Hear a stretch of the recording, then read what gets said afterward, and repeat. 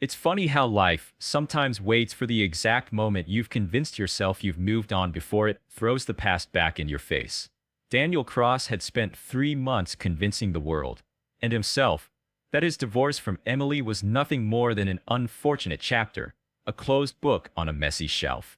He had the smile for the media, the unshakable poise at board meetings, the curated life on display for shareholders and socialites alike. And then, on a rain-glossed Tuesday morning in late autumn, he saw her. If you've ever believed that some encounters are no accident, that fate has a cruel sense of timing, you're going to want to stick around. And if you agree that some truths deserve to be dragged into the light, no matter how much they hurt, go ahead and like and subscribe, because this is where the Real story begins. The city was waking reluctantly that morning, the kind of morning where the air smelled faintly of burnt coffee and wet concrete. Traffic hissed along the boulevard, and clusters of pedestrians hunched beneath umbrellas like soldiers marching into the day's battles. Daniel was one of them, though battles for him were fought in conference rooms with polished mahogany tables, not rain-slicked streets. His driver had dropped him 2 blocks from the Helix Capitol building after a security closure had bottlenecked the main route, forcing him to walk the rest of the way. He didn't mind. Walking gave him time to think, time to focus on the acquisition deal that would make headlines in 48 hours. But his train of thought was shattered when, just beyond the canopy of the corner cafe, he saw a figure he would have recognized anywhere. Emily. She stood with her back partly to him, her hair, still the warm chestnut brown he remembered, pulled into a loose knot that let a few rebellious strands frame her face. She was dressed simply, dark jeans, a cream sweater, and a coat he didn't recognize. But what froze him in place wasn't her presence. It was the way she cradled something close to her chest, something swaddled in soft gray fabric, its tiny face half hidden against her shoulder. A baby. For a moment, his mind refused to process what his eyes were telling him. He'd been married to Emily for 6 years. They had tried, briefly, to start a family, before everything between them cracked under the strain of his long hours, her silences, the unspoken resentments that multiplied like hairline fractures in glass. And then came the divorce. There had been no talk of children in those final months. No pregnancy. No hint of anything like this. Daniel's pulse thudded in his ears as he stepped closer, boots splashing through shallow puddles. The cafe's outdoor heater cast a faint orange glow over her profile. She was smiling softly. Not at him. Of course, she hadn't noticed him yet, but at the tiny bundle in her arms. That smile was not the one he remembered from their marriage. It was different, lighter, protective, and for a reason he couldn't immediately name. That difference unsettled him more than the baby itself. She shifted her stance slightly, adjusting the child's blanket, and that's when the baby's face came into view. Big, curious eyes, a nose far too small for the world, the kind of delicate mouth that trembled with every tiny breath. Daniel felt something twist sharply in his chest, an ache he wasn't prepared for. 3 months. Just 3 months since they'd signed the papers. His voice, when it finally emerged, was rougher than he intended. Emily. She turned, and for a split second, her expression was pure shock, like a curtain yanked open in a dark room. Then the mask slid into place, calm, polite, as though he were a stranger she'd once met at a mutual friend's wedding. Daniel, she said, the syllables quiet but steady. His eyes dropped to the baby, then back to her. Tell me everything. The pause between them seemed to stretch, the city noise dulling to a distant hum. She held his gaze for a moment, then shifted the baby slightly, almost as if shielding the child from him. This isn't the place. Then tell me where the place is, he said, a sharper edge slipping into his tone. She hesitated, scanning his face like she was searching for something. Perhaps a reason to trust him, perhaps confirmation that she shouldn't. Then she glanced down at the baby, whose tiny fist had emerged from the blanket to clutch at the fabric of her sweater. There's a cafe on 7th and Brook, she said finally. 15 minutes. Without waiting for his reply, she turned and started walking, the slow rocking motion of her arms keeping the baby calm. He stood rooted for a moment, watching her retreat. A dozen questions jostled in his mind, each more urgent than the last. Whose child was it? Why hadn't he heard about this before? And why, despite everything, did the idea that this baby could somehow be his flash through his mind like a dangerous possibility? When he finally followed, the rain had started again, a fine mist that beaded on the shoulders of his coat. The walk to the cafe felt longer than it should have.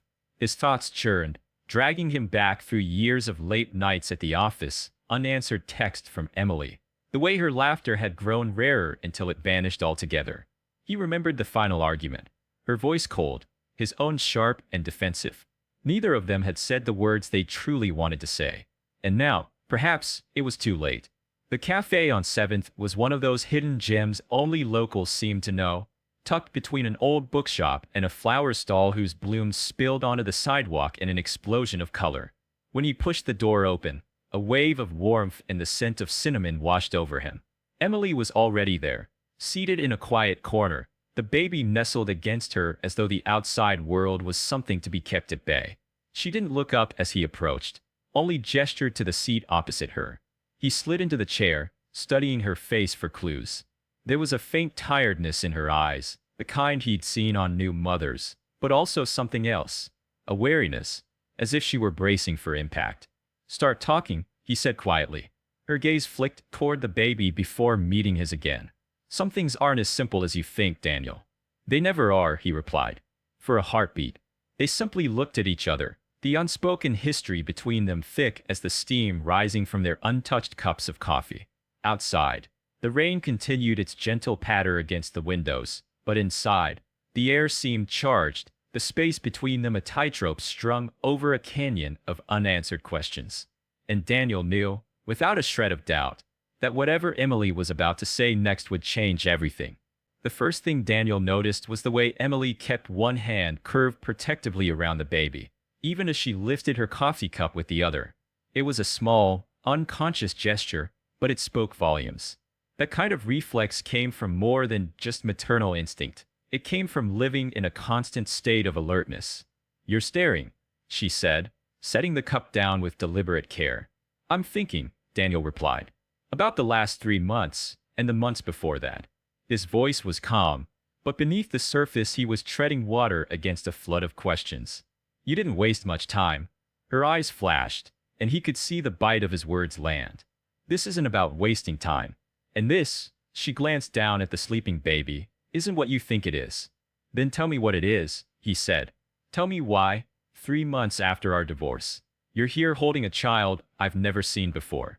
And tell me why you look at me like you're weighing every word before you let it out." Emily took a breath, exhaled slowly, and leaned back in her chair. "The day I walked out of our apartment," she began, "I wasn't planning on leaving you forever. I just needed space to think. But then something happened." Daniel waited, his gaze locked on hers. "I was contacted by someone from your world," she said. "Someone who shouldn't have known anything about me." "My world," she nodded. "Corporate. Finance.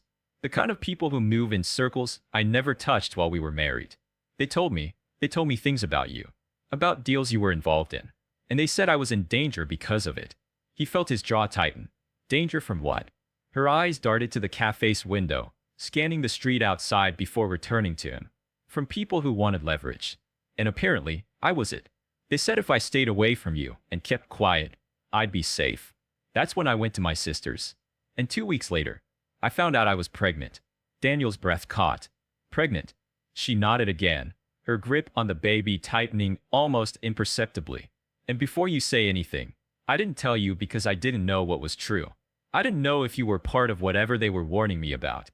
And by the time I started piecing it together, it was too late to go back." The words landed heavy, and Daniel struggled to absorb them. "Emily, are you saying this baby is?" "I'm saying," she cut in, "that nothing in my life for the last 3 months has been simple. And the people who contacted me, they haven't gone away. In fact, they've been watching me more closely since the baby was born." "Who are they?" His voice was low now, dangerous. She hesitated, then pulled a folded slip of paper from her coat pocket and slid it across the table. Daniel opened it, scanning the neat handwriting. It was a name he knew too well. A rival CEO with a reputation for acquisitions that left companies gutted and their executives ruined.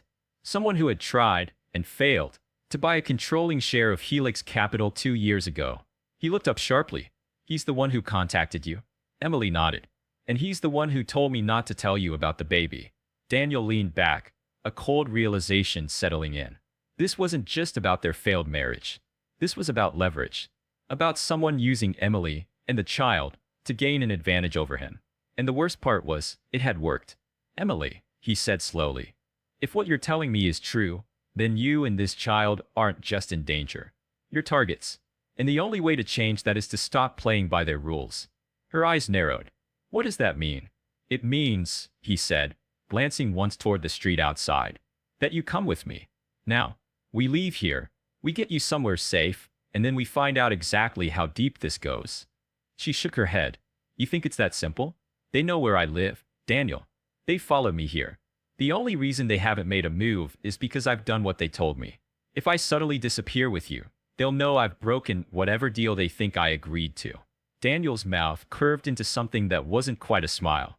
Then maybe it's time we give them something else to think about. Emily stared at him for a moment, as if trying to decide whether the man across from her was the same one she'd divorced, or someone entirely different. The baby stirred then, making a small sound, and Emily shifted her attention back to the tiny face pressed against her shoulder. It gave Daniel a chance to study her without interruption. The faint shadows under her eyes, the way her shoulders carried tension even in moments of stillness, the guarded way she spoke. And somewhere in the space between suspicion and certainty, one truth crystallized in his mind. This was far from over. The black sedan slid to the curb like it belonged there, tinted windows swallowing the last of the autumn sunlight. Daniel's instincts went taut. They're here, he murmured. Emily's grip on the baby tightened, but she didn't flinch. The rear door opened, and a man stepped out, calm, tailored, and wearing the kind of smile that was never meant to be friendly. The rival CEO. Daniel rose from his chair before the man even reached them, placing himself between Emily and the street. You've made this harder than it needed to be, the man said, eyes flicking toward Emily. We could have resolved this quietly. Daniel didn't move. You've been using her to get to me. That ends now. A faint chuckle. Oh, Daniel. You think this is about you? It's about the child. Emily's voice was sharp. You leave him out of this. The man's gaze slid back to her, lingering. Isn't it time you told him the truth? For a heartbeat, the air between them was nothing but rain and the low hum of traffic. Emily looked at Daniel then. Really looked, like she was weighing the cost of the words she was about to speak. He's yours, Daniel. I didn't tell you because I thought keeping you away would keep him safe. It landed like a strike to the chest. In an instant, every question Daniel had wrestled with since that morning reshaped into something simpler and far more dangerous. Protect them, no matter the cost. He stepped forward, close enough to force the rival CEO back a half step. You'll never get near them again, Daniel said quietly. I'll see to it. The man smiled thin, but he didn't push past. He just slid back into the sedan, his parting words curling through the air like smoke. We'll see. When the car pulled away, Emily exhaled shakily, relief and fear tangled in her eyes. Daniel reached for her free hand. No more running, he said. If he wants a war, he'll get one, but on our terms.